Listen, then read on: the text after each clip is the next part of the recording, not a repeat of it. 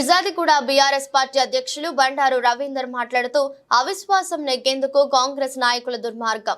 Outer ring రోడ్డుపై mayor, కార్పొరేటర్లు ప్రయాణిస్తున్న వాహనాలను వెంబడిస్తున్న గుర్తెలేని వాహనాలు. కొద్దిసేపట్లో గట్కేసర్ ఓఆర్ఆర్ చేరుకోనున్న వాహనాలు. మేయర్ కిడ్నాప్, హత్యకు సుఫారీ గుండాలు పెట్టారని ఆందోళన వ్యక్తం చేస్తున్న ఫిర్జాదిగూడ మేయర్ జక్కా వెంకటరెడ్డి, కార్పొరేటర్లు సుమారు గంట నుండి ఔటర్ పై మేయర్, కార్పొరేటర్లను వెంబడిస్తున్న ప్రైవేట్ గుండాలు. కాంగ్రెస్ నాయకులు మేము మా వాహనాలను స్పీడ్ పెంచి వారి నుంచి తప్పించుకొని ఫిర్జాదిగూడకు వచ్చాము. కాంగ్రెస్ నాయకుల నుండి మాకు ప్రాణాన్ని ఉన్నది తెలియజేస్తున్నాము.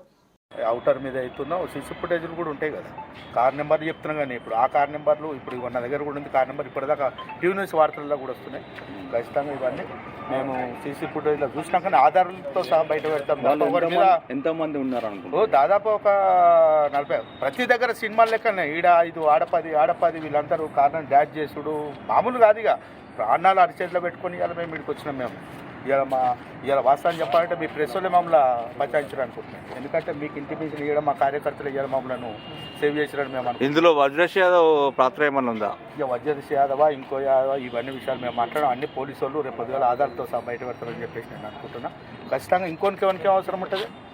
రేపు మా మీద అటాక్ చేయాల్సిన అవసరము వేరే పార్టీ వాళ్ళకి ఎవరికి ఉంటుందో గదే మీకు తెలుసు తప్ప మేము ఎవరి విషయంలో పేర్లు వెల్లడించదలుచుకోలే. రేపు దర్యాప్తు చేస్తానని తెలిసి ఖచ్చితంగా మాత్రం అమర్ సింగ్ మీద కేసు చేయాలి, అమర్ సింగ్ని అరెస్ట్ చేయాలి, అమర్ సింగ్ను కార్పొరేట్ నుంచి బర్తరఫ్ చేయాలని చెప్పేసి నేను కోరుకుంటున్నాను పార్టీ అధ్యక్షుడు.